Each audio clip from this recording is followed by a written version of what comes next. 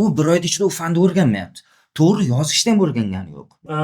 11-sinf o'quvchilarida qandaydir shijoat kamdek. Endi siz o'sha 2-3 ta bola uchun 30 ta bolani tutib turolmaysiz. Faqat maktabdagi sinfdagi hammani maqsadi har xil. O'ziga yoqqan, ya'ni o'zi uchun oson bo'lgan mashg'ulotlar bilan shug'ullanyapti. Nima qilyapti? Telefon, Instagram yoki turli xil video o'yinlar. Kanal tashyapman. 2 minutga bormayapti deb o'ylaysiz. 100% natija chiqib o'tiribdi-da. Bolasini o'zini tortib, darsini kerak bo'lsa kuzatib, nimasini yozuv chizuvgacha e'tibor berib, ko'proq u bilan birga bo'lishga harakat qilish kerak. Assalomu alaykum.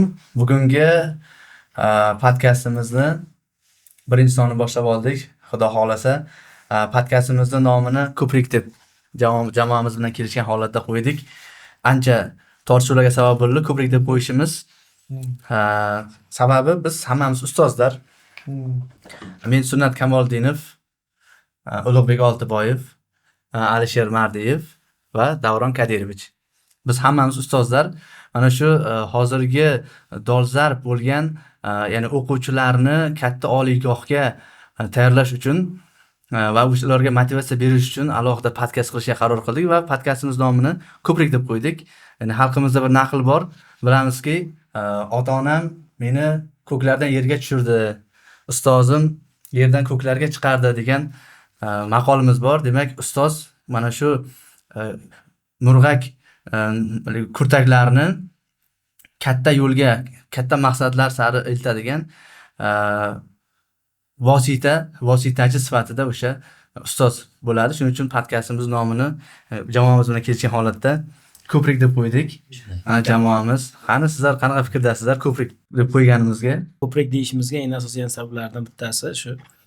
Bilamiz, odam shu voyaga yetguncha, mana shu o'spirin paytigacha ota-onasi tarbiyalab, ta'minlab katta qiladi.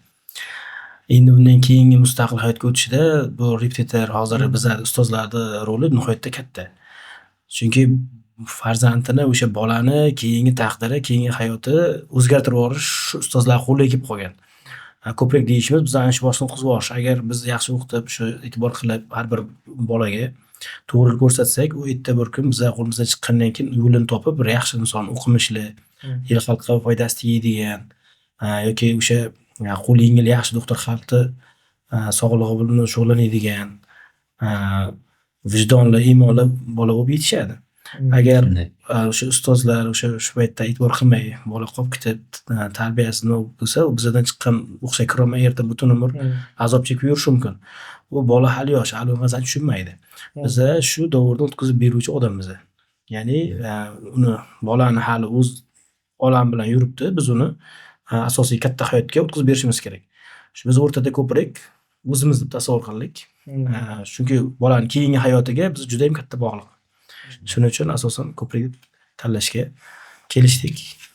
Birinchi soni xudo xolasa, menimcha Ko'prik hammaga ma'qul tushadi.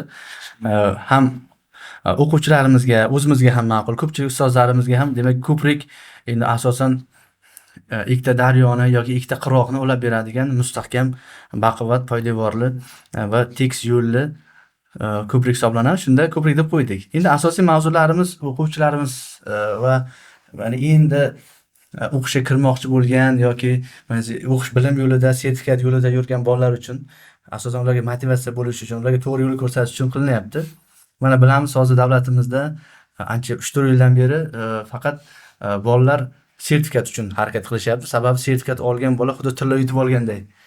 O'zini tilla yutib olganday his qilyapti. Sababi sertifikat olsa bo'ldi, tamom, o'sha bitta blogga yoki butun institutga kirishi yoki hayot tarzi o'zgarib ketishi mumkin.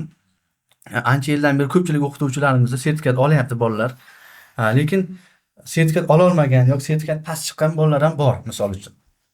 Masalan, hozir davlatimizda shu A yoki A+ olgan bolalar demak yutdi. Fanni to'liq o'rgandi, yutdi. Lekin bizda B+B yoki C+C sertifikat olgan bolalar bor. Ya'ni o'sha blogini to'lig'icha yopib bermaydi. Ya'ni balini ozgina kamayishiga sabab bo'ladi. Shunday. Lekin o'qishga kirish, nufuzli ta'limlarda tanlamoqchi bo'lsa, ularga yuqori ball kerak. Shunda mana shu o'quvchilarimiz qanday yo'l tutgan ma'qul? C+ olgan, B olgan o'quvchilarimiz. Endi 11 sinflar demoqchisiz. 11 sinflar. Shu yil 11 sinflar C, C++ B sertifikat A ololmaganlar Ololmaganlar nima qilish kerak? Bu yerda to'g'ri xulosani birinchi o'rinda baribir ustoz ko'proq mas'uliyatli bo'lishi kerak menimcha. Bolani bir necha oydan beri, balki bir yildan beri o'qitib kelyapti. Tasavvur qiling, u aytaylik C yoki C+ sertifikat olgan bo'lsa 22-23 taga yetadi. O'shandan oshira oladimi, yo'qmi? Shunga ustoz oldindan to'g'ri xulosa bera olishi kerak. U masalan tasavvur qiling 22 ta sertifikat olgan-u, lekin 22 ta sertifikatdan oshira oladigan emas, mas'uliyatsizroq. Unga masalan har kun o'qi deb urib, urishib, nima qilib yurgan bilan baribir uni o'sha etapga yetkazib olganiga o'zi ustoz ichidan xursand bo'lib o'tirsa, 22 taga chiqqaniga ham shukr shu bolani desa, u bola sertifikatini olgani ma'qul. Keyin e'tiborini boshqa fanlarga, majburiy bloklarga qaratgani ma'qul. Lekin agar bola shunday vaziyat bo'lib qolyapti, tasavvur qiling, u 27-28 talik va B+lar kamida ola oladigan bilimi bor, sostoyaniyasi shunga yetadi. Lekin qandaydir vaziyat shunday bo'ldi-yu, C sertifikat olib qoldi, 21-22 taga yetadigan olib qoldi. Bir ishlasa, yaxshilab yo'nalish bera olsa, u bola 28 ta 30 taga chiqa oladi. Ana u bola bilan ishlash kerak. Bir 2 oy, 3 oy davomida u bolani 30 taga olib chiqish kerak. Birinchi o'rinda oxirgi gapni baribir ustoz ayta olish kerak bu yerda. Shu mas'uliyatni bo'yniga olish kerak. Ota-onadan ham yo o'quvchidan ham oldinroq. Endi shu 11 sinf, agar bola uni 11 sinf bo'lmay, masalan 10 sinf bo'lib, lekin u darajasi B+ bo'lsa ham, meni fikrimcha u tayyorlanish kerak, ya'ni 100% qilish kerak. Chunki hozir shu darajada ketyapti raqobat. B+ ham hattoki imkon 1 yil vaqti bormi, o'qish kerak. 11 sinf bo'layotgan bo'lsa, lekin sertifikatni ishlatish tarafdoriman. Bunda ham bir ikkita murakkabchilik bor. Endi ota-onalarga aytish sal o'qituvchi uchun qiyin joylari ham bor-da. Masalan, bir bolani o'qitdingiz, yaxshi, qobiliyatli, lekin sertifikatga qancha qolyapti? O'zi 2 oy qolyapti. Avgust, iyul imtihonlariga. 2 oy qolyapti. Lekin 2 oyda masalan o'zi hozir C darajasi, lekin qobiliyatli bola. Sentyabrda kelgan, C daraja yo C+ ga chiqdi. Qanaqadir omadi kelmay, birovni yozmishdan omadi kelmay qolyapti. Test yaxshi chiqadi, yozmishda omadi kelmay qoladi. Lekin 11 sinf bo'lib qo'ygan, birinchi yil o'qish uni. U C yo C+ sertifikatiga ega hozir, ayni vaqtda. 2 oyda ichida balki o'sha sertifikatdan kamishib qo'yishi ham mumkin. Masalan, C+ sertifikati bor, 25 taligi bor, u ishlatish kerak imtihonda, aniq shuni. Lekin tayyorlansa, bari 25 ta ishlolmaydi u. Qobiliyatli bo'lsa ham, boshqa bo'lsa ham, endi kamdan kam holatda chiqishi mumkin, lekin menimcha unchasi chiqa olmaydi. C+ darajasiga ham chiqish oson emas. Chunki aytayapmiz biz nima? Imtihonni 25-26 ishlaydigan bola o'z sertifikatini olib bo'ldi-da. Ularda muammo qolmadi, ketib bo'ldi. Hozirgi qolganlar sertifikat ololmagan. Endi birovni yomonlamoqchiman, rasman bu asosan bola mehnatiga bog'liq-da ko'p. Ustozlarga ham 100% bog'liq bo'lmagan joylari bor-da. C+ darajada turibdimi, ishlatish kerak, tamom. Agar darajasi umuman bo'lmasa, unda tayyorlanish kerak. Bu ham 100% aniq. Tayyorlanmasa boshqa iloji ham yo'q. Yana bir muammo tomoni bor. Hozir xo'p, u C+ B daraja ham men fikrim bo'yicha buyurmaydiga yetmaydi. Baribir o'qish kira olmaydi u aniq daraja bilan. Lekin sertifikat ishlatmasa, baribir undan ishlamaydi. Demak, u bunday o'ylab qaraganda o'zbekistonga kirmasligi aniq bo'ldi-da, realni qarasak. B gacha bo'lgan sertifikat bor bolalar, endi Medunus xohlayotgan bo'lsa, masalan, Samarqandni xohlaydigan bo'lsa, 100% bo'lmaydi. B, C+, C. Majburiy fanlarda biologiya 100% yopgani bilan ash qiymasi tortib ketadi ular. Xo'p, endi bular tayyorlanish kerak. Endi biz bilamiz, avval bolalar yiqilib, turib yiqilib nima qilganlar bor. Ular erta yiqiladi, super qilmoqchi bo'ladi, yo qusiga olmoqchi bo'ladi, o'qqa cho'qqa uradi-da, ko'p voqea ko'rib turibmiz shu narsani. Aylanib, baribir tayyorlash keladi oxir. Ancha vaqt yo'qotadi. Vaqtini ko'pini yo'qotib qo'yadi. Shuning uchun baribir o'qib turish kerak u. Avgustgacha C+ bormi, C'si bormi, B'si bormi? Ikkilanmay o'qish kerak u. Iyulgacha o'qish kerak. Lekin imtihonda baribir sertifikat ishlatish kerak. Bu prosta keyingi safargisiga zaxira bo'ladi unga. Fikrim shunday. Endi Alisher ustoz to'g'ri aytayapti, hozir arqonni sal uzoqroq tashlab, lekin o'rtadagi davlat imtihonlaridan ham umidni uzib qo'ymay, maksimal e'tiborni unga ham qaratish kerak-ku. Yozgi masalan davlat imtihonlarida omadi kelmasa, o'xshamasa, tushkunlikka tushib, 2-3 oy vaqt yo'qotib, keyin kelib, yo'q.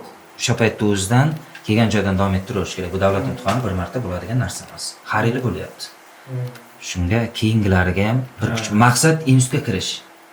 Maqsad doktor bo'lish. Shunga e'tibor qaratish kerak. Bir bo'lmay qolsa tamom, rasvo yo'q. Bir yiqilgandan haligi fikri o'zgarib qolib, bu effektga burilaman yo boshqalarga burilib o'z dardi meduz bo'lgan, o'shaga kelgan, lekin bitta zarbadayoq hayoti birinchi zarbasidayoq yengilib qolish kerak emasdi. Endi ham bo'ldi, bitta o'quvchi qizimiz biologiyadan A daraja sertifikat olgan. Menda o'qidi, B+ daraja chiqdi. Majburlarda ham yaxshi ishladi, 175 ball to'pladi. O'tgan yili 175 ball to'pladi. Lekin yozgan o'qish joylari, maqsadi oliy, faqat yuqori o'qish joylari tanladi. Yiqildi. 175 ball bilan yiqildi. 175 ball ham hazilga ball emas. Hozir shu qizimiz tayyorgarlik ko'rdi bizda yana. O'sha xuddi siz aytganday, DTMdan topshirib bo'lgandan so'ng yana 3 oy tayyorgarlik ko'rdi menda va kimyodan A oldi. Hozir 4 ta fandan sertifikati bor. Demak 179 balli tayyorda, 180 ballga yaqin balli tayyor turibdi. Endi u qizimiz hozir tarixdan ham bo'ldi. Xabarlaringiz bo'lsa, topshirdi. 5-sertifikatini kutyapti. Endi 189 bo'lsa, endi u qalpog'ini osmonga otadi, o'qishga kirdi. Demak, u o'sha qizni men darajasini chiqarib berishim uchun, demak 6 oy kamlik qildi birinchi, B+ oldi. Yana o'qishdan yiqilgandan keyin yana darhol darsimga keldi. 3 oydan keyin oktyabrda bo'ldi. Keyin birdan sertifikat daraja oldi. Demak, unga 3 oy yana plus bo'ldi. Demak, o'sha har bir o'quvchini ham reaksiya normasi deydimi? Shunaqa o'quvchilarni ko'rsangiz bir quvonasizda. Bizda yoshlarimiz shunaqalar bor. Men o'zimda ham bitta voqea bo'laydi, o'quvchilarim agar ko'z eshitayotgan bo'lsa, o'z birdan kimligini tushunadi. Bitta o'quvchim o'tgan xuddi siz aytgandek 4 oy o'qidimanda C+dan yuqori B oldida, adashmasam stajni darajasi ismi yo'q. B oldida где-то ball 170 dan baland edi. Stomatologiya o'tdi Samarqandga. 180 ga yaqin ball oldida, zo'r ball oldi. Stomatologiya o'tdi-da, lekin orzu lichvak bo'lgan ekan-da, lichvak yetmadi. Bu yil ham o'qidi institutda, lekin ustoz dedi, "Men o'z qiz bola, men ustoz orzuyim" dedi, lichvak edi dedi. Qolgan majburiy fanlarning hammasini yopib keldi. Men olimga bu yil 2 oy tayyorlandim va bir narsani ko'rib xursand bo'laman. Ana shu odamlar ishtiyoq birinchi o'rinda turadi. Shu o'quvchi o'tgan yil 4 oy o'qitgan bo'lsam, 5 oy o'qitgan bo'lsa, zo'rg'a B olgan bo'lsa, bu yil kelyapti. Endi u umuman boshqa qizda u. U o'zi talab qiladi hamma narsa. O'tgan yili urushib talab qilgan bo'lsam, bu yil talab qilgan yo'q undan. O'sha hamma fan yo'q bo'lgan, bitta ximiya qolyapti. Ximiyasi 22 talikda, adashmasam shunday edi. Endi shunaqa yonib turibdi. 2 oy o'qigan bo'lsa, endi men o'zi so'rab hamma gruppalarga, bolalarga mana gruppaga ham kirsan, o'zlashtiramiz deb ba'zi jo'natasizda, unga ham deganimiz yo'q, o'zi kiryapti gruppaga kirib. Mana shu oxirgi sertifikatda nima qilib 30 talik qilib 109 ball to'pladi. Endi uni lichvak degan orzusi ushaldi. Lekin hozir stomatologiyada birinchi kurs u. Orzusi yo'lda ham o'qiyapti, stomatologiyada o'qiyapti. Lichvakda hal bo'ldi. Endi o'zi lichvak topshirib, xudo xohlasa o'qimoqchi. Grant. Shunaqa yoshlarimiz borligidan xursand bo'ladi, qaytmaydi. 11-sinf o'quvchilarimiz agar sertifikati C+, B+ bo'ladigan bo'lsa nima qilish kerak? O'quvchining maqsadi tibbiyot oliygohi bo'ladigan bo'lsa, mana shu 5 fandan kimyo, biologiya, ona tili, matematika, tarix sertifikat ballarini hisoblab chiqish kerak. Men o'ylayman, bu yil misol uchun medunus davolashi taxminan 180 ball atrofida bo'ladi. O'sha 180 ballga yetyaptimi ballar? Agar 180 ballga yetmaydigan bo'lsa, foyda yo'q u sertifikatlardan. O'sha sertifikatlarni kuchaytirish haqida o'ylash kerak. Misol ximiyadan misol uchun 27, 25, 26 ta to'g'ri beradigan sertifikat ishlatishdan foyda yo'q. 180 ballga yetmayapti-ku. U sertifikatni ishlatmasdan yozgi DTM imtihonlariga tayyorlanish kerak. Xo'p, yoki bo'lmasa har kimda har qanaqa rejalar bo'lishi mumkin. Misol uchun kimdir mayli balim yetmasa ham super kontrakt qilaman deyish mumkin. Kimdir xususiy ta'limda o'qiyman deyish mumkin. Meni tavsiyam bola mana shu yoshlikda ko'proq vaqtini ilmga bag'ishlagani ma'qul. Ilmni orqasidan qo'yish kerak, hech qachon kam bo'lmaydi. Xususiy ta'limda bilim pastligini qo'rqmasdan gapiryapmiz. Endi oldindan bir narsa deyish qiyin, lekin biz bola bilan alohida shug'ullanamizda. Alohida oldimizga chaqirib, savol-javob ko'rib yoki misollar ishlatib, ya'ni bolani bilim darajasini biz chuqurroq bilamiz deb o'ylayman. Repetitor sohasidagi ustozlar. Ha. Masalan, o'qishga borsa, yo'qlama bo'lishi mumkin, savolja bo'lishi mumkin, lekin xususiy ta'limda ham o'qituvchilar zo'r. Chunki bilimli, saralangan o'qituvchilarni terib chaqirib, kuchli ustozlarni chaqirib yig'ishgan. Faqat o'sha o'quvchilarni past saviyali ekanligini haqida gapiryapmiz, lekin u yoqda ham yaxshi o'quvchilar, grant yutgan o'quvchilar ham Xususiy ta'limga oliy ta'lim aytyapsizlar. Oliy ta'lim. Xususiy oliy ta'lim aytyapsizlar. Keyin o'tish bali 180 bo'ldi. Menimcha lichvaklar 185 dan ham 5 dan. 186 dan ham. Kontraga? Bo'lish eng pasti desam, medinus tomonidan eng past fakultetlari stomatologiyalarni. Va o'zi biz O'zbekiston MIT sohasi bo'yicha 187 bo'lsa kerak bo'lgan emas. ana shu balni ko'tarilishga sabab nima aslida? Nega ball yildan yilga ko'tarilib ketyapti? Lekin mana bunday tomoni shu kirish bali ko'tarilib ketishi, men to'g'risi sertifikat baholash tizimiga unchalik nima deydi, xayrixoh emasman. Chunki buni majburiy fanlarda ko'ryapmiz, o'zi ona tili, tarix, matematikada endi hammasida ham bo'lmaydi. Ayrim paytlari shunaqa bo'lib qolyapti. Bolalarimiz bir hafta tayyorlaganlik ko'radi. Bir oy. Yo, bir kun ham o'qidim ustoz deydi. Endi abituriyentlar gapiga so'shon bo'lmaydi-yu, baribir shuni ko'rib turibmiz-da, o'zimiz o'qitamiz, masalan, bir oy jo'natamiz majburiy fanga, bir oy ichida o'sha borganlar 80%, 90% sertifikat bilan qaytib keladi. C++ B+ qo'yadi, to'g'ri? Endi majburiga maksimal. Filologiya o'tib qolyapti birovlar. B+ A o'ryapti-da. To'g'ri, ana shu DTMdan qo'rqayotgan sababi ham aslida shuda. DTMda to'g'ri javobiga ball beradi. Endi Biz biz o'qiganimizda, masalan, ona tiliga imtihon ishlashingiz uchun siz ona tili spesifonni bilar edingiz-da, juda zo'r o'qish kerak edi ona tilda. Keyin borib topshiradingiz, shunga qarab natijasi bo'lar edi. Hozir men o'zim masalan o'qishlarni bilaman darajasini. Umuman yaxshi emas o'qishi, u haqiqatan ham ola olmaydi desanglar, unga 22 talik beryapti-da imtihonda, 22 talik. Bilimli bola bir xil tayyorlanib ham ololmay qolyapti. Va yozishi bor ekan, shundan turib. Men o'sha baholash tizimi to'g'ri ekanligiga sal shubham bor-da, o'sha. To'g'ri. Majburiy fanlar ko'taraveryapti ko'proq, majburiy fanlar. Hozirgi kunda undan yaxshiroq baholash tizimi yo'q deb o'ylayman. Agar mayli bu milliy sertifikat kamchiliklari bor, lekin uni o'rnini bosadigan yoki undan yaxshiroq muqobil variant bormi bizda? O'sha uni o'rnini bosadigan muqobil variant yo'q. Hozirgi kunda eng to'g'ri yo'l milliy sertifikat deb o'ylayman. Yana bitta narsa, avval milliy sertifikat imtihonlari yo'q payti o'quvchilar uchun bir yilda bir marta imkoniyat berilar edi. 1-avgust kuni imtihon. Agar uni eng yomon tomoni, agar 1-avgust kuni o'sha o'quvchi nimadir sabab bilan imtihonga bora olmasa, 1 yillik mehnati kuyar edi.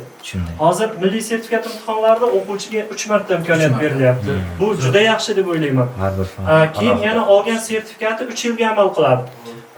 Avval milliy sertifikat tizimi yo'q payti o'quvchi 1-avgustda imtihon topshiradi. Agar ozgina ball yetmay qolsa ham bo'ldi. Yana qaytadan noldan boshlash kerak. 1 yil noldan boshlash kerak. Hozir milliy sertifikatda ozgina ball yetmay qolsa, yana 2 oy tayyorlanib uni ko'tarish imkoniyati bor. To'g'ri, mana shu bizga mana qo'shadigan joylarim bor. Mana masalan, avval bola masalan 10-sinfda hozir ko'rib turibmiz-da, 10-sinflardan 9 olganlar bor-da. 10-sinfda o'zi tayyor qo'ygan bola bor edi avval. Lekin u imtihonni kutib yana bekorga bilgan narsasini tayyorlab o'tiraverar edi-da. Bosh og'rig'ida. Shular yo'q bo'ldi. Endi ular qaytanga til o'rganadi, rayting o'rganishi mumkin, qiziqar sohasida ketishi mumkin. Bu tomonlar yaxshi. Endi menga bu minus tomon deganim, yomon tomon deganim, masalan, qarang, masalan, ona tilidan bo'lyapti 4 marta sertifikat. Majburiy fan bo'lgani uchun juda ko'p odam topshiradi-da. Kimyo biologiyada bilinmayapti uncha. Juda ko'p odam topshirgandan keyin o'rtacha ball tushirib yuboryapti-da. Tavakkalchiga ham sertifikat berib yuboryapti-da. Shuni qanaydir chorasini ko'rish kerak deyman-da. Masalan, majburiy fanlarda ham biladigan odam oladigan bo'lishi kerak. Hozir tavakkal belgilaganga omad ham sinib qoldi-da. Hozir majburiy fanlar shunaqa bo'lib qoldi ko'pi. Hozir ximiyada shunaqa gap chiqyapti. Masalan, ustozlar kirib belgilamasin, ba'da tushirsin, o'quvchiga yordam qiling. Agar hamma ustozlarim, hamma ba'da tushiray deb turib, ichga kirib, ataylab bitta ikkita belgilab chiqib ketaversa, ba'da tushiraversa, kimyo biologiya shunaqa qilib qolamiz deyman degan. Tavakkal bilimlilar bilan tavakkalchilar ajratib bo'lmay qoladi. Shuning uchun mana bu shu fikrim, mana shu ximiya biologik asosida topshirib, naborat ishlab chiqish kerak sertifikatni. O'shanda tavakkalchilar emas, haqiqiy biladiganlar. Rozi bir narsa ham bilaman, ximiyada shunaqa S olgan bola u ximiya baribir biladi, yozadi, modda yozadi, reaksiya yozaveradi. Lekin otli S olgan bola, otli hech bolam tushunmaydi-da ko'pchiligi. Guvoh bo'lyapman o'zim shunga. Endi ximiyada sertifikat olinmagan bolaning ichida ximiya biladigani bor lekin. Olinmagan, lekin ximiya ham biladi. C+, B ular sertifikat bormi? U C bilan C+ farqi, u o'quvchi o'sha biladi ximiya. U nol emas-da, u. Shunaqa vaziyat bo'lyapti. Shunga men sal qarshi tomon bo'lganim shu majburiy fanlarda, ya'ni tavakkaldan ham olayotganiga sal ichim qizyapti. Majburiy fanlarda sertifikatdan ajratib qo'yish kerakmi? Yoki darajasini ko'tarish kerakmi balki? Ko'proq. Masalan, C++ nima B ni talab qilish kerak balki 100% berish uchun. Ustama Foizga berish uchun. qarab berish kerakmi? Ustama berish uchun kamida B+ so'raydi-ku. Majburiy blokka ham asosiy talab etiladigan narsa u ham davlat ta'lim standartiga javob bera olish darajasida bo'lgandan keyin C+lar ham kam deb qaralishi kerak menimcha majburiy blok uchun. Ya majburiy fan asosiy fan emas-ku. Endi meditsina tibbiyot institutiga endi asosan kimyo bilan biologiya kerak. Ulardan rostdan ham masalan bizlar asosiy fan uchun kimyo biologiyadan sertifikat olish qiyin, baribir. Juda qiyin.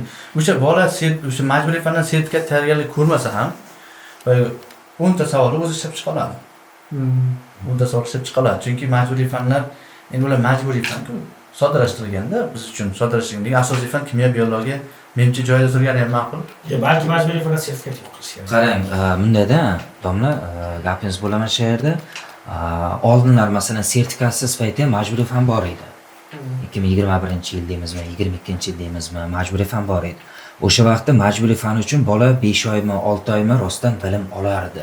O'sha 10 tani ishlash uchun ham tavakkal bilan kirgan bola 2-3 tani topardi, mayli. Lekin to'g'ri o'sha masalan matematikadan tayyorlanmay turib 10 tani ishlab qo'yish mumkin savoli. Ona tili bilan tarixni ham savol darajasi xuddi shunday. Faqat uni o'qimasa olib bo'lmaydi. Yozgi davlat imtihonida. Lekin mana bu sertifikatda rostdan aksariyat bolalar 70-80% bola bir oy ichida borib ona tilidan sertifikat Bir oy emas, bir kun ham borganlar. Kamchilikdir, lekin juda ko'pchilik bola rostdan bor. U bir oy ichida u fanni o'rganmayapti. To'g'ri yozishni ham o'rgangani yo'q. Rostdan masalan bitta esseda chiroyli qilib yozishni ham o'rgangani yo'q. U fanni o'rganish umuman boshqa narsa. Lekin o'sha fanda majburiy blok uchun beriladigan 100% deb 11 ballda shunday beryapti-da. Bola bilim olgani yo'q u yerda. Sertifikat olish yosh haqida gapirdik. Sertifikat olishda yosh haqida gapirsak, haqiqatdan yosh haqida motivatsiya haqida gapirdim, motivatsiya beradi. Endi qarang, avval bola bir yilda bir marta motivatsiya bo'lardi, u ham avgust imtihonlari edi-da. Hozir masalan 8-sinf, 7-sinf men o'zimning fikrim agar ota-onaning sharoiti bo'lsa to'g'ri kerak bo'ladi. Chunki sal bola o'rgandimi, sertifikat olgandan keyin o'zim ko'rib turibman-da bu narsasini. Bolada o'zgarish bo'lyapti birdan. O'ziga ishonch paydo bo'ladi, qiziqish paydo bo'ladi. Avval qiziqmay turgan bo'lsa ham, "Nat sertifikat oldi-ku, bir nima bor ekan" deydi. Keyingizda yana ham yaxshiroq o'qiyapti-da, shu hisobiga yosharyapti. Keyin bola bo'lib o'qishi yaxshilanib ketyapti bolalar avvalga nisbatan. Shuning uchun men tavsiyam shu bolasi yosh, necha yoshmi sal o'rgandimi, sharoiti bo'lsa agar topshirish kerak, sertifikat olish kerak. Chunki ertaroq yopadi. Endi ana shu bitta muammo bo'lyapti-da, masalan, hozir 9-10-sinfda sertifikat olib beryapsiz-ku bolalarga, o'qitib olyapti-ku. Keyin ular 2-yil 11-sinf bo'lyapti. Keyin 11-sinf bola 0 dan kelyapti. Keyin 11-sinf 0 dan kelgan bola o'tgan yilgi 10-sinf bola o'zi 189 ga yaqinlashyapti. 0 dan boshlagan 11-sinf bola uni raqibi ortda qolyapti va motivatsiyasi o'lyapti. Raqobat, tabiiy tanlanish. Yashash uchun kurash. Yo endi bir ota-onalar o'rgandi-da, sababi biz 1 yilda natija qilib beryapmiz ayrimlarga. Ota-onalar sharoitdan kelib chiqqan holatda keyin 1 yil bersam bo'ladi, mana 11 yil maktabga boradi-yu, 1 yil 60 pul sarflaydi bolasiga. Ular natija qilishiga ishonadi. Reptillar, kuchli reptillar ko'pda hozir shug'ullanadigan. Lekin uni qilib bari ko'p emas, endi nima deydi? Endi biz asosan nima deydi? Orqadagilarga qarab ish qilmaslik kerak, rivojlanish uchun shu yoshlardan uloq chiqarish kerak-da baribir. Endi kimlargadir keyinga surmasdan. endi bular qo'qityapti deb bularni suslashtirish ham noto'g'ri-da, chunki u bolalar aytganimizdek yoshligidan sertifikat oldi, hamma fanni yopdi, masalan 10 sinf bo'lib, uni boshqa Ingliz tilisi bor, IT'si bor, hozir zamon talab qiladigan sohalarda o'rganishga vaqti bo'lishi kerak-da. Uni O'zimiz keyingacha ham 3 yilga yetadigan qilib hukumat to'g'ri ish qilgan. Bu yerda ota-onalardan qiladigan iltimosimiz 11-sinfga qo'yib qo'ymasdan, boyagidek oxirlashaverganda birdan gazlavoramiz. Yo'q, endi u juda noto'g'ri fikr bo'lib qolgan hozirgi kunda. Ertachiroq 7-sinfdan, 8-sinfdan, 9-sinfdan, eng kechi 9-sinfdan. asosda ota-onalar moslashib boradi-ku. Hozir 9-sinflar ham yosh bo'lmaydi. Bu yosh emas deb qaraydigan bo'lib qoldik-da. Avval 9-sinf bo'lsa, deb yuborardik, hozir 9-sinf bo'lsa, o'zi kam vaqt urinish kerak ertaroq. Yana bitta so'nggi yillarda kuzatyapman, yana bitta muhim narsa 11-sinf o'quvchilarida qandaydir shijoat kamdek. Balki mana bu yoshroq o'quvchilar 9-10-sinf o'quvchilarda shijoat, harakat kuchliroq bo'ladi. Ma'lum bir narsani 11-sinf o'quvchilarga 2 oyda, 3 oyda o'rgatsa, mana bu 9-10-sinf o'quvchilar 1 oyda o'zlashtirib oladi. Juda shijoatli bolalar. 8lar Yana bir tomoni, hozir 9-sinflarda bitta fanda. Masalan, hozir bizga 9-sinfdan kelgan bolalarimiz o'zi 10-sinf bo'ldi, hammasi sertifikat olgan. Eng qizig'i kimyodan A+ olgan-ku, lekin hozir biologiyaga eng nol gruppaga boryapti-da ular. Shunday. Endi boshlayapti. Hali domlasidan so'rayman, sherigim Mansur domladan so'rayman, qanday desam, aka ular yosh deydi. Lekin kimyoda ular katta odam, A+ bo'lgan. Biologiya endi boshlayapti. Ularni hech tomoni ham shumi deb o'ylayapman. Chunki ular bitta fanni chuqurroq o'rganyapti. Vaqt uzoqda chunki. Keyin bitta fanni yopib, keyin ikkinchi fanga o'tyapti. Keyin men bu narsaga unchalik qo'shilmayman. Yana sizlarning fikrlaringizni eshitsak yaxshi bo'ladi shu haqida.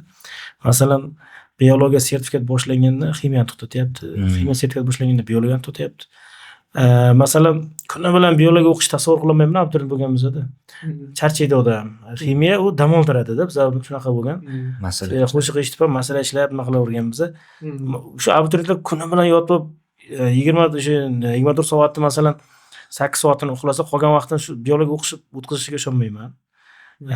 Keyin har kun uzluksiz biologiya buni unchaqa chuqur o'qishiga ham mayli o'sha borsin biologiyasini kuchaytirsin, lekin ximiyani to'xtatmaslik kerak. Yoki ximiya kelayotgan paytda uzluksiz u ximiya qilmaydi baribir har kuni.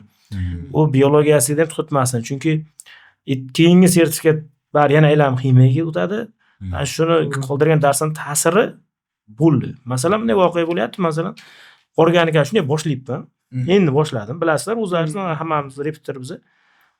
Organika fundamentida kirmasa-da, tasavvur qiling. Neftdan keyin kislorod birikmadan bola kirdi. Darsizga yangidan kiribdi. Ming qobiliyatli bo'lsa ham, menimcha Hech nima tushunmaydi. tortolmaydi, tushunmaydi. U nima qilyapti? Biologiya sertifikat ketib yubordi. Ming aytsam ham gapni olmayapti. Ximiya tugagan. Men endi bu ketgan 5-6 ta bola uchun yo'da tutmayman-ku darsda. Dars o'tib ketyapman. Endi kelyapti. Uje spirtlarni boshlaganman-da endi. U organikani nomlanishini bilmaydi-da hali. Endi unga alohida o'tishda iloji yo'q, aradan keladi. O'sha gruppaga kiraman, do'konlarim bor deydi. Men yo'q dedim sen. Iloji yo'q. Nima qanday olaman sen? Tushunmaysan. Boshqaga boraver bemalol. Umri o'tib ketadi. Tushunmaydi, ota-onasi telefon qiladi, u telefon qiladi. Shunaqa vaziyat bo'lib qolyapti. Shuni vaziyatlar oldini olish uchun endi ularga tushuntira olmaysiz. Mayli o'sha darsni kamroq qilsa ham, darsga kelib tursa ham organika nomlanishini o'rganib oladi-da, tortib ketishi mumkin-da u. U 11-sinfda endi. Endi unga organika yana boshqadan qaytib kelish ehtimoli juda past. U juda katta narsani yo'qotib yuboradi. Masalan, ximiyada 60% narsa organikadan tushadi-da. 1-2 o'tganimiz bilan, lekin 60% narsa shundan tushadi-da. Shunday. Bu 60% narsani yo'qotib qo'yapti-da. Sizlar fikrlaringiz nima shu haqida? Hozir o'quvchilar ko'pchilik holatda bir fandan sertifikatga tayyorlanayotganda ikkinchi fanni to'xtatib qo'yishi asosiy sababi o'ylayman o'zi inson psixologiyasi shunaqa deb o'ylayman, inson o'zini qiyinchilikdan olib qochadi. Misol uchun kimyo fani biroz murakkabroq fan, ko'p hali taraqqiy etmagan, to'liq o'rganilmagan murakkab soha. O'quvchilar mana shu murakkablikdan o'zini olib qochadi baribir. Chunki odam psixologiyasi shunaqa. Endi o'quvchilarga bitta tavsiya berib o'taman. Bu kimyo fanidan o'zini olib qochishi tabiiy, lekin meditsina oliygohlariga kirish uchun majburmiz, o'qishimiz kerak. Endi vida kimyo, biologiyada ham shunaqa bo'lyapti. Masalan, ximiya paytida biologiyani to'xtatyapti. Bu yerda o'sha fan juda kuchli o'rganib ham qolmaydi fikrimiz bo'yicha, lekin bu fan unga uncha xalaqit ham bermaydi o'sha payt. Chunki 5 ta fanni ham o'qigan abituriyentlar, 6 ta hammasini ko'rganmizda 3 ta fanni ham yodlab o'qiganni, bir-biriga xalaqit bermaydi, natijaga erishadi. Bir xil abituriyent hammasiga keladi, lekin hammasidan natija zo'r. O'sha biologiya payt ximiya to'xtamaydi, ximiya payt biologiya to'xtamaydi, lekin natija baribir zo'r. Eng qizig'i hali Endi hech kim biologiya deyapmiz. Majburiy fanni tayyorgarlik ko'rish uchun ham Ximiya biologiya No, hamma fan ham masalan ustozlar juda yaxshi biladi, mavzular zanjirga o'xshagan narsa. Zina. Aytiladigan narsa. Bittasini masalan bir dars qoldirishi bolaga keyingi bir necha darslarga ta'sir qiladi. Bir oy ketdi degani u fan bo'yicha endi u ancha rasvo bo'ldi degani. Bir yillik mehnat bir tiyin bo'ldi degani, bir yillik mehnat. Endi siz o'sha 2-3 ta bola uchun 30 ta bolani tutib turolmaysiz-da. Shunday. Shunisi bor-da. Shuning uchun hamma fanda masalan 5 ta fanda o'qiganmiz ham, o'qitganmiz ham, ko'rganmiz ham, bir guvoh bo'lganmiz, o'qib keta olamiz. Juda ko'pchilik abituriyentlar 5 ta fanda bir vaqtda o'qib keta oladi. Shuning uchun hammasini joy-joyiga qo'yib, maktabini ham, qolgan fanlarni ham joy-joyiga qo'yib, butun e'tibor o'qishga qaratsam, bir vaqtda o'qib keta oladi. Hurmatli o'quvchilar, ustoz aytganini qiling, ko'prikdan tashqari chiqib ketmang. Maqsad shu. Ko'prik to'g'ri yo'nalishga aytgan nuqtangizga olib berib bolyapti. Endi repetitor bu ota-ona tarafida, shu natija qilish tarafda, ota-onaga dushman emasda, bir nima gapirsa, tushuntirsa, o'zini o'ylab gapirmaydi-da o'sha yerda. Shunday. Hammasi shu shogirdi, o'sha o'quvchisi yaxshi natija ko'rsatsin, shu yo'ldan adashmasin. Menimcha hamma ustoz shunday bo'lsa kerak. Ha. Shu ota-onasi adashmasin, shuncha og'ir bo'lib bolasini ichida o'qityapti, yo bola shuncha umr o'tyapti bu yerda. Ertaga norozi bo'lib ketmasin deydi baribir. Hozirgi yoshlarni fanga qiziqtirish, masalan, hozir ularni majburlamasa baribir natija bermayapti-da, chunki hali kimyo, biologiya, fan qanaqaligini bilmayapti. Chunki asosan maktabda fanga qiziqmayapti-yu, keyin sal katta bo'lgandan keyin o'qishga qiziqib kelganda qiynalyapti. Ayrim o'quvchilarga esa qiyin mavzu kelib qolsak, balki hafsalasi o'lyapti deydimi? Hafsalasi o'lib kelyapti, domla alishtiryapti yoki fan almashtiryapti. Shunga qanday qaraysizlar endi? Endi meni fikrim bo'yicha bu bolalar nimaga qiziqishi. Bu hozir yoshlardan so'rasangiz 90% ITga qiziqadi. Chunki qo'yib bersangiz telefonni oladida PUBG o'ynaydi, ular uchun shu ITda. Lekin har xil o'yinlar o'ynaydi, boshqa nima qiladi. Kompyuterga qiziqadi. O'sha bir nimaga qiziqish uchun avval u nima ekanligini ichidan tushunish kerak-da. Shuning uchun farzandlarga birinchi biz matematikani o'rgating, siz ximiya o'rgating, majburlab bo'lsak, u o'rgangandan keyin biladi. Biz o'zimiz ham masalan yoshligimizda ximik bo'lamiz deb ximiyaga masalan mana qiziqish ham bo'lmagan maktabda boshida. Lekin matematikaga qiziqish bo'lgan, fizikaga qiziqish bo'lgan, o'qiganmizda, o'shadan o'rganganmizda keyin ximiyaga endi boshida tushunmay doktor bo'lamiz deb nima qilib o'qib, keyin icharidan bilganimizdan keyin asli matematika bu yerda ekanda. Asli matematika shunga qiziqib ketganmiz. Aytmoqchiman, bolalar qiziqishda bilishiga ham ishonish uncha yo'q-da, ota-onaga ishonib o'rmaslik kerak. Unga avval o'sha fanni o'rgatib ko'rish kerak. Bu qiziqmaslik keyin bo'ladi. Bizda keyinchalik shunaqa ximiyaga qiziqish paydo bo'ldi. U avval qanaqa qilib yurgan ekanman deb turib xayol qilaman-da. Avval o'sha shu yoshligimda bilganimni men o'ylar edim, yoshligimdan ximiyaga qiziqqan bo'lasiz, lekin men 9 sangacha ximiyaga qiziqmagan. Tushungandan keyin boshlangan qiziqish. Umuman tushunishda ham bo'lyapti-da, masalan, bu ota-ona kelyapti, necha oyda yoki necha hafta muhlat, qanchalar bilib berasiz, keraksa bitta bilimini bilib, sinab bilimi qanday ekan yoki natija qiladimi yo'qmi degan birdan fikr beryapti. Kelgandan o'sha kunning o'zida u bola natija qilish qilmasligi haqida biz qanday bilamiz? Endi mana bu ayrim o'quvchilar o'sha fanni yaxshi o'zlashtirgan, shu fan haqida tushunchasi bor, ularni qiziqtirish, shu fanga jalb qilish osonroq kechadi. Lekin hozirgi kundagi asosiy 90% o'quvchilar biror fanga qiziqish istagini bildirmaydi. Sababi o'ylayman, inson biror narsaga qiziqish uchun shu narsa haqida tushuncha bo'lishi kerak. Siz biror narsadan, biror soha bo'yicha tajriba, bilimingiz yo'qmi, xohlaysizmi yo'qmi, u fanga qiziqishni xohlamaysiz. Ya'ni u fanga vaqtingizni sarflagingiz kelmaydi. Xo'p, bolani fanga qiziqtirish uchun avval shu fan haqida ozroq tushuncha berish kerak. Shu fanga ustida ishlashi, mehnat qilishi natijasida keyinchalik qiziqish paydo bo'ladi. Hozirgi o'quvchilar nimani ko'proq biladi, o'sha narsaga ko'proq qiziqadi. Hozir kunda o'quvchilarda 90% da telefon. Ular telefonda har kuni o'z bilan olib yuradi. Telefon haqida yaxshi tushunchaga ega. Ular ko'proq telefonga qiziqadi. Fanga emas, biror bir fanga emas, ko'proq telefon, Instagram, boshqa ijtimoiy tarmoqlarga qiziqish bildiradi. Bunday vaziyatda bola kelajakda yaxshi kasb tanlash uchun, yaxshi bilim olish uchun bolani majburlash kerak deb o'ylayman. Fanga majburlash kerak, shu fan haqida unga majburlab bilim berish kerak, keyinchalik qiziqish paydo bo'ladi. Muddat. Qancha muddat bersak bo'ladi? Yangi noldan keldi masalan. Uni biz masalan bitta fanni tugatishimiz uchun hozir oldin bir yilda tugatardik, hozir 6 oyda masalan fanni tugallaydigan darajaga yetdik-da biz.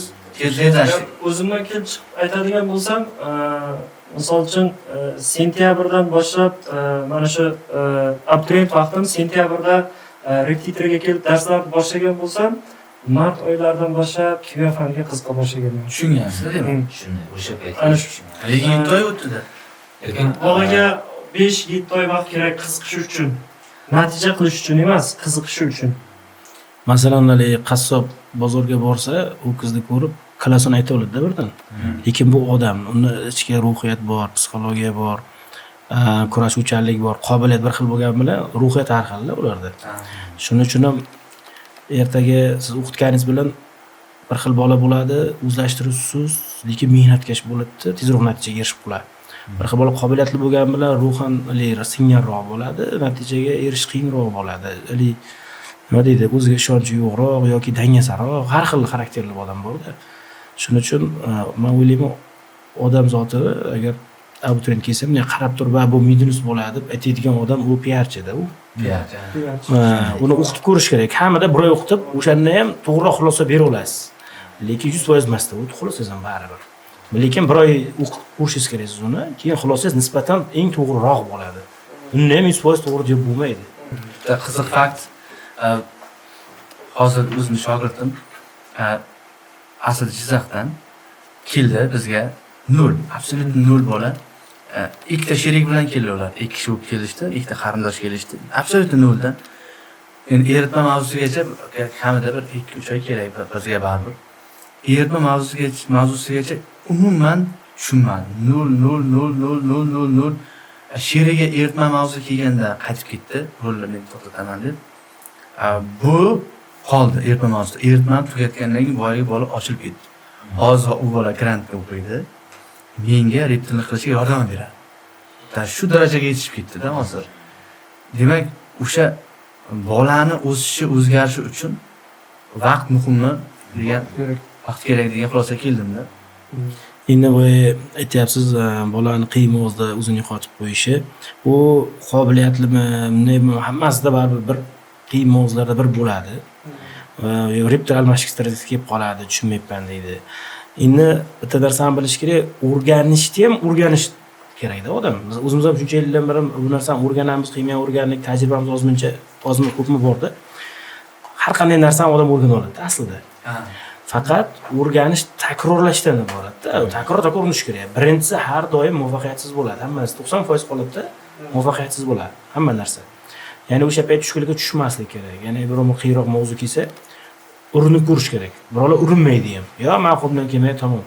Hamma qo'ldan keladi-da. Faqat qaytmaslik kerak, urinish kerak o'sha narsa bo'yicha. U senga o'sha mavzuni shu ustoz o'rgatolmayaptimi, yaxshi boshqa ustoz ham o'rgata oladi degani emas. Birovlar o'ylaydi, boshqa ustozga borsam ko'p sup deydi. Miyam o'tib qoladi o'ylaydi-da. Bunday o'rgat noto'g'ri. Mana shu yerda o'tirayotgan reptillar masalan ko'p tajribali edi, hammalaringiz masalan bilasizlar u narsani. Palonchaga borganlar, men baribir aytibga bo'layotganimizda ko'p miyasi joylashib qo'ymaydi. O'sha qiyinchilikdan undan ham o'tadi baribir. Kimga bo'lsa, o'sha qiyinchilikdan o'tmasa natija bo'lmaydi. Shu sohani tanladimi, qaytmaslik kerak, o'rganadi. Ikkinchisi takrorlaydi, o'sha ustoz takrorlatadi, 3-marta takrorlatadi, qayta takrorlagandan keyin o'rganadi. Xo'p, birov 2tada o'rganar, birov 3tada o'rganar, birov 4 martada o'rganar. O'shani lekin qilish kerak. Shuni qilmasa natijaga erishmaydi. Keyingi savolimiz repetitorsiz tibbiyot oliygohiga, nafaqat tibbiyot oliygohiga, boshqa oliygohlarga kirish imkoniyati haqida. Repetitorsiz. Endi menimcha juda ko'p alilardan ham so'radi-ku. O'quvchilar o'zidan ham so'rovnoma o'tkazadi. Ko'pchilikdan so'rab olmaymiz deb o'ylayapti. Lekin Hamma deb bo'lmaydi, ham yaxshi vijdonli o'qituvchilar baribir bor, ko'p. Lekin baribir rektor baribir kerakda. Rektorsiz qiyin baribir. Medinusga Samarqand aytgan bo'lsa ham. Maktabdagi o'qituvchilar ular ham ancha bilimli masalan, lekin ularda ozgina hujjat tomonlama yo nima tomonlama ko'proq band bo'lib qoladi. Erkin emas. Butun fokus bolaga bilim berishga qaratolmay qoladi. Buni to'g'ri tushunish kerak. Shunday. Repetitorlarda butun fokus hammasi bolaga bilim berishga qaratiladi. Agar men o'ylayman, maktabdagi ustozlar ham birmuncha erkinroq qo'yilsa, ular ham qisqa muddatda bolaga yaxshi bilim bera oladigan darajada bemalol bilimga ega. Masalan, meni oyam o'qituvchi. Shundan xulosa qilamanki, masalan, men hozir dars o'tayotgan bo'lsam, hamma kimyoni o'rganuvchilar yig'ganman-da. Nafaqat bu demak dars o'tish menga bog'liq emas, maktabda o'qituvchiga bog'liq emas, maktabda o'qituvchi ham bilimli. Faqat maktabdagi sinfdagi hammani maqsadi har xil. Kimdir biofaktik, kimdir qiyin fakt, kimdir matematik, kimdir astronom, hamma har xil-ku. Lekin reptorda plus tomoni demak o'sha bitta sohani tanlagan o'quvchilarni bir joyga yig'gani deb o'ylayman. Hozir maktab tizimi ham bolaga bilim beryapti. Faqat berayotgan bilim bu darslik doirasida, darslikdan chetlashmagan holatda. Lekin hozir oliy ta'lim o'quv yurtlariga kirish uchun nima kerak bo'lyapti? Milliy sertifikat kerak bo'lyapti. Milliy sertifikat imtihonlarida esa faqat maktab darsligidan emas, balki shu fan doirasidagi umumiy bilimlardan savollar tuzilyapti.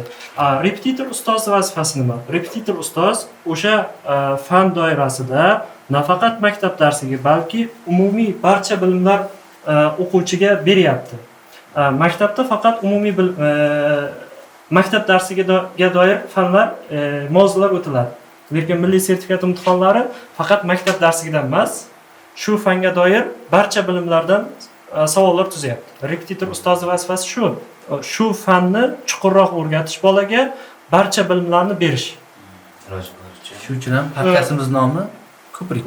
Shuning uchun o'ylayman, balki boshqa sohalarda bo'ladi, lekin tibbiyot oliygohlariga repetitorsiz o'qishga kirish juda qiyin masala. Masalan, yana bir tomoni maktab, masalan siz bir kunni endi boshqa viloyatlar bilmayman, Samarqandda ko'pchilik 4 soatdan kam dars o'tmaydi-da. Repetitor maktabda buncha vaqt bermaydi-da. 45 minut O'qishga. 45 minut soatdan. Masalan, maktabda Tomoni ham bor-da. kimyo darsi haftada 2 marta 45 minutdan. Endi o'qituvchilar ham hozir maktabda ham sifat ancha yaxshilanib boryapti. Milliy sertifikat chiqqandan keyin ularga ham ustamalar berib boshladi. Chunki ko'pchilik harakat qilib qoldi. O'zi ishlab qoldi o'z ustida. Lekin mana shu muammolar ko'pda baribir. Endi o'sha katta sinf bo'lgandan keyin balki qiziqqan fanni ko'paytirib yo'l ochib borsa, balki maktablar ham yaxshi borishi mumkin. Ustozlar, yaxshi ustozlar bilaman mana maktablarda juda zo'r ustozlar bor. Plusda ham eng yuqori sonda sertifikat o'qituvchilar maktabda ishlayotganini bilaman-da. Bir ikkita bor jo'ralarim, o'zim tanishlarim, akalar bor, bir ikkita ustozlar bor, shunaqa. Uni keyin ko'pchilikga yoqmashi mumkin, ta'limda xususiylashgani ko'proq foyda beradi deb o'ylayman. Yoshlarga ham, ota-onalarga ham, to'g'ri mablag' tomonlama ko'proq xarajat bo'lishi mumkin-ki, lekin maktabdan boshlab xususiy ta'lim va qimmatroq bo'lsa ham xususiy ta'limga aynan bitta yo'nalishga, masalan, tabiiy fangami yoki aniq fangami ko'proq fokusini qaratadi. Boya siz aytgandek, 3-4 ta bola kimyo biologiya kerak, 3-4 ta bolaga matematika kerak, uni hammasiga bitta fanda kirib 45 minut o'tgan bilan ikkitasiga qiziq bo'lishi, qolganiga qiziq emas. Keyin o'qituvchini repetitorda almashtirishi, sabr qila olmasligi, ota-onalarning sabr etmasligi haqida. Bu yerda endi baribir ko'proq urg'u bolaga qaratiladi, oson narsani o'zi yo'q-ku. Kimyo fani haqiqatda qiyin fan. Endi uni ham ichida oson qiyin mavzularda, ichida qiyin mavzuni tasavvur qiling, o'zi fan qiyin. Mavzuni qiyinligini tasavvur qilish kerak. Bola shu vaqtda endi daraxt baribir bir joyda ko'karadi-ku, boshqa ustozga borgan bilan ham baribir shu mavzu o'sha yerda o'tiladi. Shu qiyinchilik o'sha yerda bo'ladi. Bola shuni to'g'ri qabul qilish kerak-da. Nima deydi? Shaharga borsa o'sha yerda zo'r degan narsa, yo'q, men u narsaga uncha qo'shilmayman. Xo'ras hamma yerda bir xil chiqaradi. O'sha mavzularda xo'p deb ko'nib, qunt bilan o'rgansa, hamma joyda mana shu fanda juda chiroyli o'rgansa bo'ladi. Shu fan bo'yicha bemalol sertifikat olishi mumkin. O'zini ustozi ham shu kasbda ancha yillik professional bo'lyaptimi, natija qilib beryaptimi, uni almashtirib bolani o'zini o'zi ahmoq qilgani qoladi. Ustozim tanladimi, oxirigacha borsa, bemalol sertifikat oladi. Bu yerda baribir ko'proq urg'u bolaga qaratiladi. Sal kalt o'ylamasdan kengroq o'ylab, o'zini ustoziga ishonch bildirsa, vaqt soat kelib, va Alisher ustoz aytgandek, takrorlash bilan kuchayadi. Har qanday holatda takrorlash bilan kuchayadi. Shu ustozni o'zida bu mavzuni birinchi safarda emas, takrorlashda chuqurroq o'rgangandan keyin Yana bitta narsa, fanni murakkablashtirish ham mumkin, fanni soddalashtirish ham mumkin. Bu yerda asosiy narsa vaqt masalasi. Agar siz fanni 5-6 oyda o'zlashtirmoqchi bo'lsangiz, u sizga murakkablik qiladi. Fanni soddalashtirish uchun mana shu 5-6 oy o'rganishga ketadigan vaqtni 2 barobar uzaytiraylik. 5-6 oy emas, 10-12 oy. Natijada siz bir kunda shu paytgacha ikkita narsa o'rgangan bo'lsangiz, endi bitta narsa o'rganasiz. O'z-o'zidan fan soddalashadi. Demak, hozir bu yerda e'tibor qilish kerak. Agar fan murakkab, qiyinlashyaptimi, demak siz natijaga tezroq erishasiz. Agar fan siz uchun sodda, bir xillikda davom etyaptimi, demak siz natijaga erishishingizga ko'p vaqt ketadi. Mana shu asosiy narsa vaqt masalasi. Keyin uni ustozi haqiqatan o'quvchilar natijasi yaxshi bo'layotgan bo'lsa, o'zgartirmagan ma'qul. Chunki shuncha bola chiqaryaptimi, u demak ayb ustozda emasda, natija chiqayotgan bo'lsa, plus chiqyaptimi, ustozning bilimi ham normal, e'tibori ham normal. Bu agar baribir bolani fikri ayni, meni o'zimcha fikrim, agar boshqacha ketayotgan bo'lsa, u ketgani ma'qul. Chunki fikri bo'lingan bola o'qitilmaydi ustoz baribir. Kimlardir o'zicha xayol qilib nima qildimi, o'qitsam u xayol baribir bu yoqqa borsam, plus o'qitsam kerak, bu yoqqa borsam, 100% o'qitsam kerak degan fikri uni qiynaveradi baribir o'qishda ham. Undan ko'ra borib o'shani ko'rib kelgani ma'qul. Ustozga ham bog'liq degan ayrim qo'shtirnoq ishdagi ustozlar, masalan, o'zimiz ham har zaman charchab qolamiz, darsga kech qolamiz. Qanaqa ishimiz chiqib qoladi, tadbirlarimiz chiqib qoladi yoki erinib qolamiz, charchab qolamiz. Kasal bo'lish boshqa muammo, lekin ana shu mas'uliyatsizlik ham bor. Masalan, men o'zim hammadan misol keltirib, o'zimdan misol keltiray. Misol uchun, mas'uliyatsiz kunimiz ham bo'lishi mumkin. Masalan, mana shu sanadim, mana shu o'quv yil davomida 2 marta dars qoldirgan eganim. 2 marta dars qoldirgan eganim. 1 marta qanaqadir to'yimiz bor edi.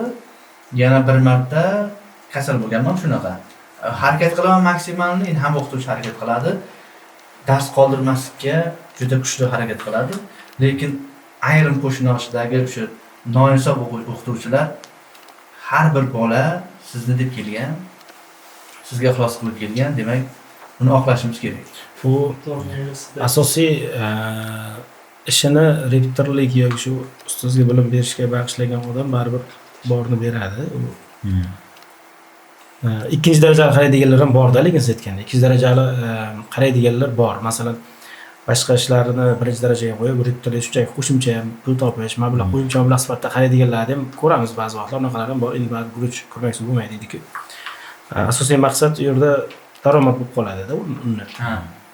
O'shanaqa paytlarda to'g'ri, shu men ham fikrimni aytdim, ya'ni o'quvchi fikri aynyaptimi, balki borganing bir yaxshi hamdir. Shunday. Endi o'quvchilarni toifalasak, bilim darajasi bilan emas, endi bilim darajasini milliy sertifikat o'z baholab toifalayapti. Biz o'zimiz o'quvchilarni toifalasak-da va o'sha o'quvchilarni bir yo'lga boshqarsak, sababi bitta guruhda har xil toifali o'quvchi o'qisa bo'lmaydi, chunki oqim bir xil. Biz ham o'qituvchi xohlaydi, ham o'quvchimiz zo'r o'qishini xohlaydi deb xohlaydi. Shularni toifalagan bo'lsak, qizlarda qanaqa o'sha dars o'tish davomlaringizda qanaqa toifali o'quvchilarga duch kelgansizlar? Endi bolalarning to'rtta nimasi bor-ku, xolerik, melanxolik, flegmatik, sangvinikmi. Aslida hech qaysi odam shuni bittasi to'la bo'lmaydi deydi-da.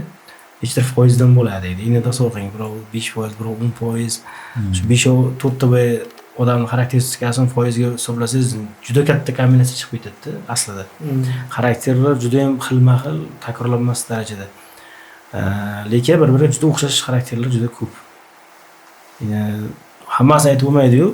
Bir xil aytganimizda kallasi olmaydigan, lekin qaytmas, mehnat qiladigan, ruhiyati baquvvat o'quvchilar bor. Natija qiladi.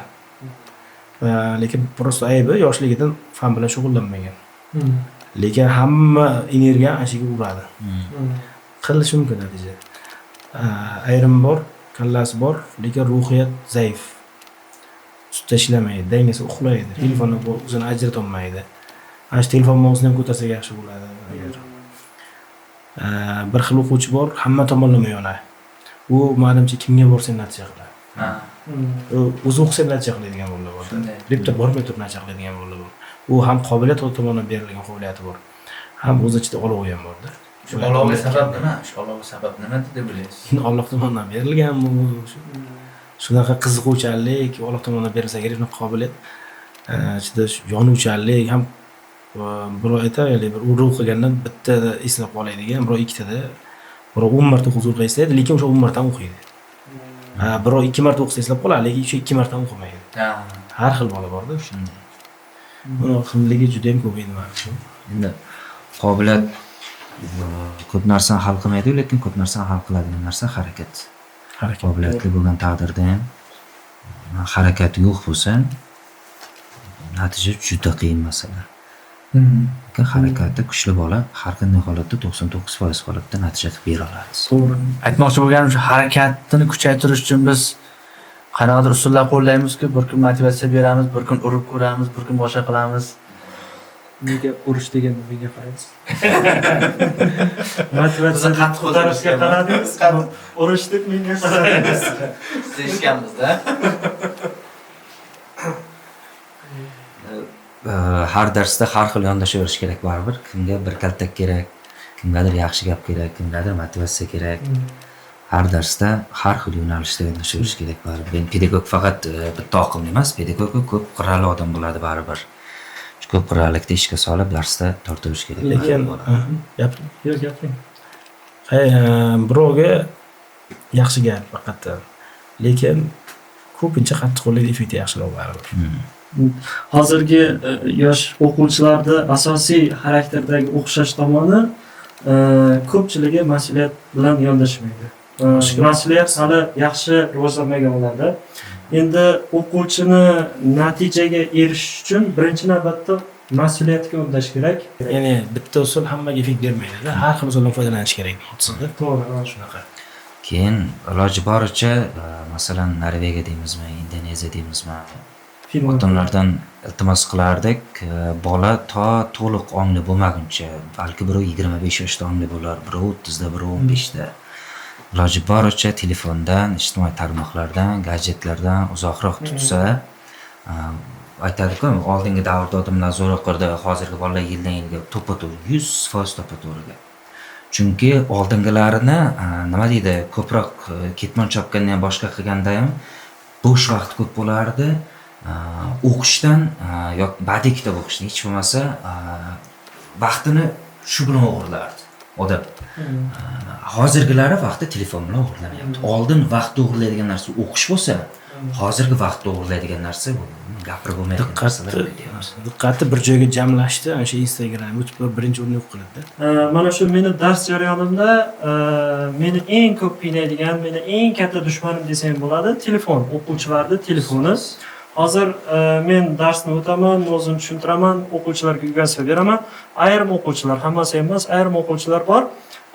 Jo'rasi yoki dugonasidan tayyor bajarilgan uy vazifalarni rasmga tashlab beradi, ko'chirib keladi. Yoki bo'lmasa yana ayrim toifa o'quvchilar bor, men bergan vazifalarni o'zi bajarishga erinadi. Misol uchun o'zi bajaradigan bo'lsa, unga 7-8 soat, balki 10 soat, 12 soat vaqt ketadi. O'sha bola 7-8, 10 soat, 12 soatga qunt qilmasdan eng yaxshisi sun'iy intellekt ChatGPT ga vazifalarni tashlaydi. ChatGPT 1 minutga qolmasdan, 1 minutga o'sha 8-10 soatlik yuvasani 1 minutga qolmasdan bajarib beradi. U faqat ko'chirsa bo'ldi, yarim soat vaqtini. Bola qolgan vaqtiga o'ziga yoqqan, ya'ni o'zi uchun oson bo'lgan mashg'ulotlar bilan shug'ullanyapti. Nima qilyapti? Telefon, Instagram yoki turli xil video o'yinlar, o'shalarga vaqtini sarflayapti. Ana shu masalada ota-onaning roli juda katta deb o'ylayman. O'zimni tajribamdan kelib chiqib aytyapman. Bitta o'quvchimiz hozir 2-kursni grant o'qiyapti.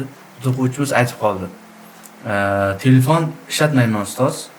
Sababi dadam aytdi, bolam o'qi, telefon o'ynama, telefon o'ynashga ketkazgan vaqtingni o'rniga uxlab damingni ol degan ekan. Bir marta aytgan ota-onasi. O'sha telefon o'ynashni o'rniga o'sha vaqtni 2 soat telefon o'ynamaydi, 2 soat uxlab dam oladi. Shu bola bizning shu kosmos markazimizda yil abituriyenti bo'lib 30 dan 30 ta o'sha sertifikat yo'q edi. 30 dan 30 ta kimyoni ishlab, hozir grant o'qiyapti. Ota-onaning roli ham katta deb o'ylayman. Shu telefon bo'yicha nima bo'ldi? O'zim bir tajriba bo'ldi menga ham shu. Uyga vazifa bajarib keladi. Haqiqatan tekshiraman, bor uyga vazifa. Tekshiraman, raqamlarni qarayman, to'g'ri bajarilgan. Qarab yechimiga qarab tekshirib ketaveramiz. Keyin u yordamchi o'qituvchilarga aytaman, tekshirib chiqinglar deyman. Qarab raqam tekshirib chiqadi, bajarilgan. Bir kun ota undan kelyapti-da, "Men farzandim uyga dars qilmayapti. Lekin sizlar uyga vazifa qilmaganlarni ro'yxatdan chiqarmaysizlar" deydi. Endi telefon qo'ymaymiz, darsda telefon yo'q deb abituriyentlar. Telefon ishlatmaydi, darsga kirish mumkin emas deymiz. Men aytdim, "Telefon yo'qmi?" desam, "Yo'q" deydi. Bo'lmasa qanday biz uy vazifalarni tekshirganmiz, har doim bajargan-ku, daftarni ko'rsatyapti, haqiqatan qilgan. Bu aytganlarda ChatGPT ishlatgan, bu ketsa bir qancha vaqt ketadi. Ota-ona o'z telefonini beradi, rahmdillik qilib bunga uyda u onlayn dars qilaman deydi. YouTube'ga kirib bilganini qiladi, ChatGPTga uy vazifani bajaradi, bizga keladi, uy vazifa bajarilgan. Nima deysiz uy vazifa bajarilgandan keyin? Bu yerda uyga borib dars qilmaydi u. Lekin telefon so'rasa ota-ona beradi. Bir kun yana nima qildim? Ota-onalar uyda telefonlaring bor ekan, shu farzandlar telefonni uyda ishlatyapti ekan, shuni foydalanaylikda onlayn dars olmoqchi, test olmoqchi bo'ldim. Onlayn test qo'ydim kanalga. Nima qildim? Bot programmasini hafta tekshirgan menga tashlab turadi-ku. Shuni kanalga uladim-da, kanalda chiqaradigan qildim har bittasini. Va mukofot qo'ydim. Qiziqtirish uchun pul mukofot qo'ydim-da. Endi test normal test, u juda olinmagan, yangi tuzilgan. Programmada qilib chiqqanman. Kanal tashibdan 2 minutga bormayapti-da bu test. 100% natija chiqib o'tiribdi-da. Endi uni avtorda ko'rib turibdi-ku, ona shay deganlar bor. Bular aytayapti, ustoz deydi, siz kaltini bergansiz, unday qilgan. Menga nima manfaat u kaltni bermang. Men o'zim shokka tushibman. Nima bo'layotganini anglamayapman-da. Keyin boya onlayn olgan bola pulni olish kerak-ku. Men aytdim, mana shu raqamni menga akkaunt kesalaring, tashlab beraman pulini dedim. Keyin qiziqdim, qanday qilib onlayn desam, menga dedi, bu savollar cho'timas deb yozyapti-da endi. 2 minut endi qiynashib bo'lish cho'timas, bu qanaqa? O'quvlar. Shunaqa gapiryapti, men ketib qoldim, pul tashlamayman, o'zing qo'lingga beraman, kel dedim. Bu kelsa o'zimni olib turingdim-da. Yangi o'qimaydigan olib turingdim-da. Debman, deydi, bu qanday qilsam buni natija qiling desam, ustoz to'g'risini aytaymi, endi undamasmi? Mana nima aytaverman, nima qiling desam. Onamning telefoni bor deydi, bir iPhone katta telefonimiz, uni Sony'dagi kuchliymish. Rasmga tushirsa ishlab beraymish masalan. Shu bilan ishlatganda endi ota-onalarga aytsangiz, bu bola shunaqa bir xillari erkak ota-onasini bizdan ko'ra u yaxshi tushuntiradi-da, ota-onasini. Keyin siz menga aytsangiz ham uyda ko'ngilchanlik qilib telefonni berib qo'yadi, nima qilar, keyin oxir natija so'rasa natija yo'q. Shuning uchun telefonga men o'zim rasman shaxsiy tubdan juda ham qarshiman telefon. Umuman bermaslik kerak bolaga telefon. Bersa yo knopkali telefon bersin, juda xavotir olayotgan bo'lsa. Lekin sensor telefon hozir ana shu paytda butun hayotni o'zgartirib yuboradi bola. Kelajagi o'zgarib ketadi. Bitta arzimagan xato tufayli yo salgina ko'ngilchanlik tufayli shu umuman sensor telefonlar mumkin emas deb hisoblayman. Chunki telefon ishlayapti-da, telefon o'qiyapti-da. Bolani miyasi ishlash kerak, miyasi o'qish kerak. Nega uni telefon ishlayapti? Bu minus tomonlarimizdan biri lekin. Keyin hurmatli o'quvchilardan iltimos qolardi-ku, bu yerda masalan hech kim sizni yomon degani yo'q. Siz aybdor emassiz. Masalan, endi juda oppoq emassiz-ku. Aytmoqchi bo'lganimda, bu telefon ishlatyapsizlar, sizlar unaqasizlar, sizlar bunaqa degan ma'noda gapirganimiz yo'q bizlar. Sizlarga yaxshi bo'lish uchun aytilyapti bu narsalar hammasi. Mayli yomon ko'ringizlar, mayli ota-onalar ham yomon ko'rsin. Aytilayotgan gaplarda hammasi iloji boricha bu bir umrga emas, vaqtinchalik davrga. Boyaga nechida yoshda odam bilim oladi-ku, bu gap orasida bir bo'lib o'tib ketdi, 15 yoshdan 25 yoshlargacha odam bilim oladi-da. Ana shu vaqtlarida o'zingizni tiyishga harakat qiling telefondan, ijtimoiy tarmoqlardan. Maksimal o'zingizni tiyishga harakat qiling. Keyin ota-onalardan iltimos qilardik, qarshi chiqing. Mayli yomon ko'rsin, qattiq qo'llik qiling, juda qo'pollashgacha borsin ham qarshi chiqing. Iloji boricha ana shu vaqtda bilim olib qolsin. O'sha butun umrga yetadigan bilim faqat o'sha paytda olinadi. keyiniga u umuman ilojsiz narsa bo'lib qoladi.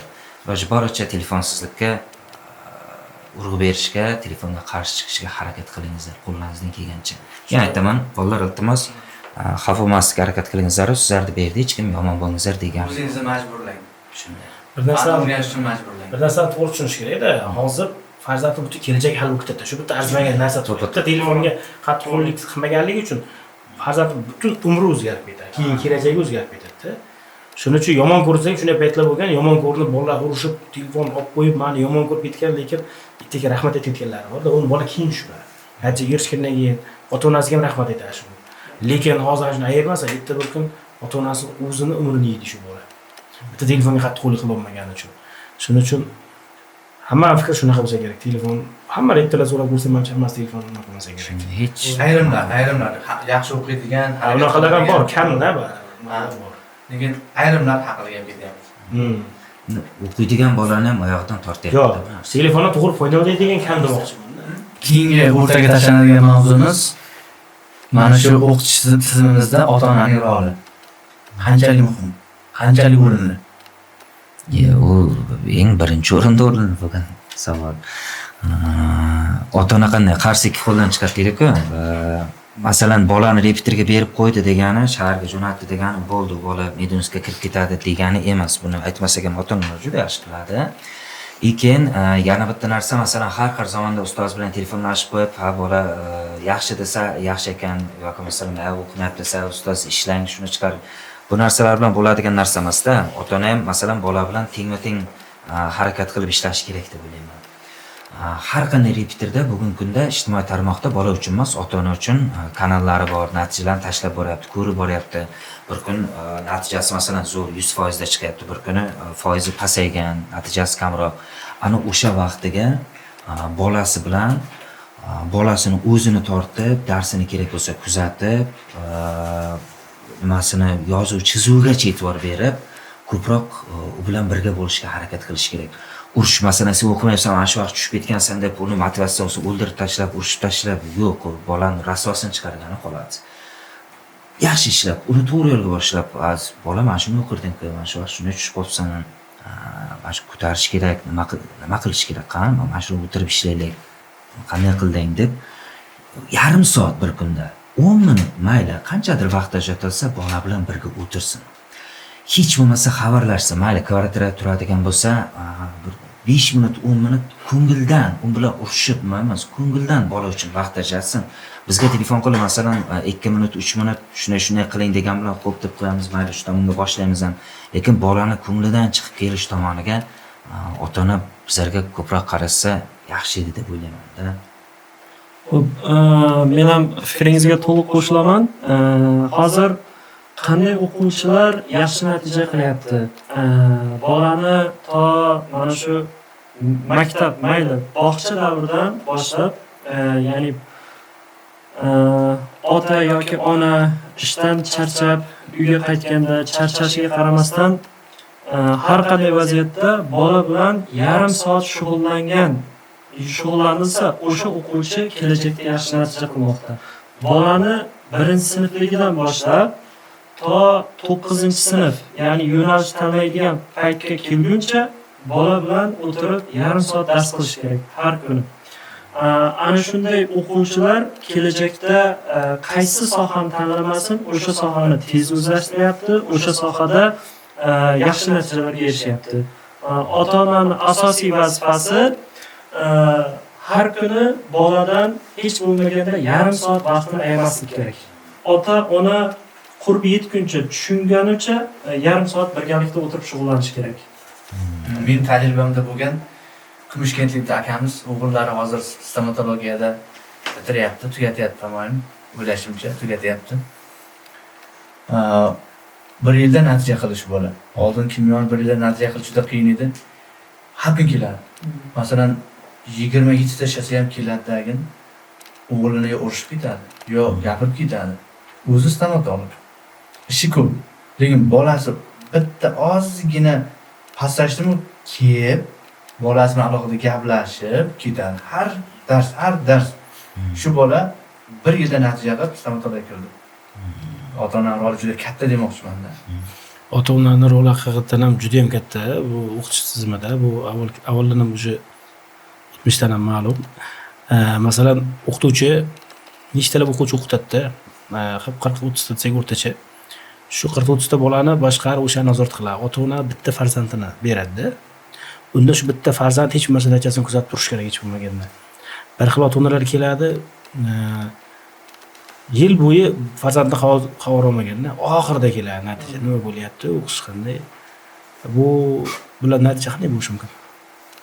Bola erkin bo'lib qolgandan keyin qo'lga olinish kerak. O'sha yoki yaxshi gap bilan motivatsiya qilish kerak. U faqat o'qituvchidan kutadi. Pulini berganman, shahar jo'natib qo'yibman, o'sha yoq turibdi, bo'ldi, tamom. Uje bo'lyapti hamma narsa. Hech bo'lmasa borib har zamonda ustoz bilan xabarlashib ko'rish kerak. Telegram tashlab boramiz natijasini bir kirib ko'rmaydi. Lekin o'zimiz ham ota-ona bo'lganmiz, hozir tushunamiz bir narsani. Mana telefonga kiradi, YouTube'ga kirib, endi hammani demoqchi emasman. Ko'pchilik shunaqa narsa bo'ladi. Instagram, YouTube'ga vaqt sarflaydi soatlab. Lekin farzandi natijasini boshida qiziqishiga ko'radi, bir hafta ko'rishini kuzatib boradi birovi. 2 hafta kuzatib boradi, уже zerikadi. U zerikarli farzand natijasini kuzatish unga o'zi zerikarlida endi. Shu bilan qolib ketadi. Bu yerda uyilib ketgan natijalari, nima bo'lyapti, nima qo'yapti. O'sha bola ota-onasi kuzatgani uchun ham uyga vaz qilmagan ro'yxatini chiqarasiz, darsga kelmagan ro'yxatni chiqarasiz, bexabar. Lekin Instagramdagi eng so'nggi ma'lumotdan xabari bor. Farzandini o'sha tezda chiqayotgan natijasini, kelmaganini bilmaydi. Uni rag'batlantirasiz. Bola rag'bat oldi sizdan. U uyga borgandan keyin o'sha rag'batni olish kerak. Ota-onasiga rahmat deb chiqardingiz kanal, yo natijasi 30 ta chiqdi.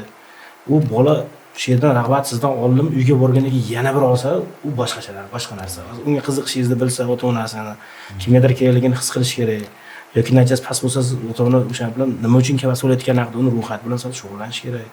Faqat ustozga qo'yib qo'ymaslik kerak hamma narsani.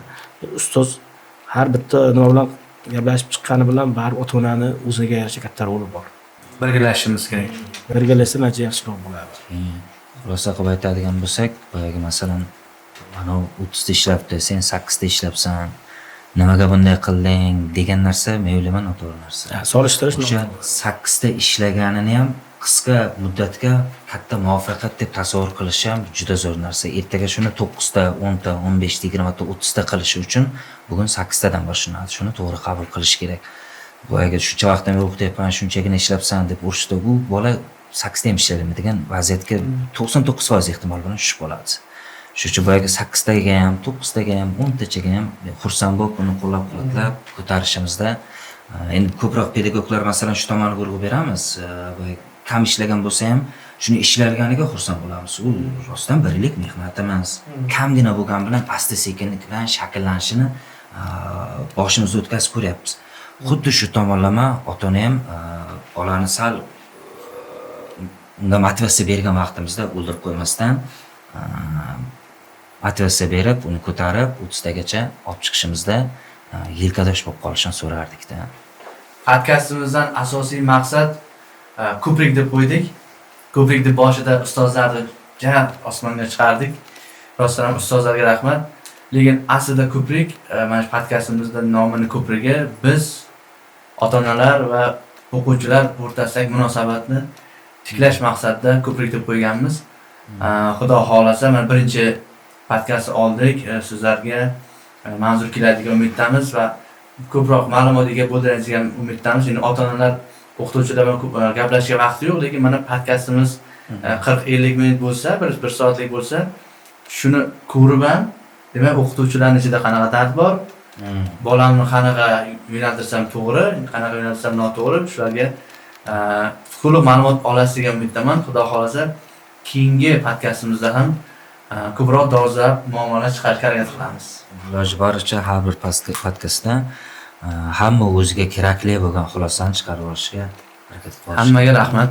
Bida endi ustozlar hammasi tajribali, qancha yillar birga shug'ullangan, o'z tajribasi bilan bo'lishgisi keldi, ya'ni ota-onalar farzandini o'qitishda o'sha xatolik yo'l qo'ymasin, ya'ni noto'g'ri yo'lga ketmasin.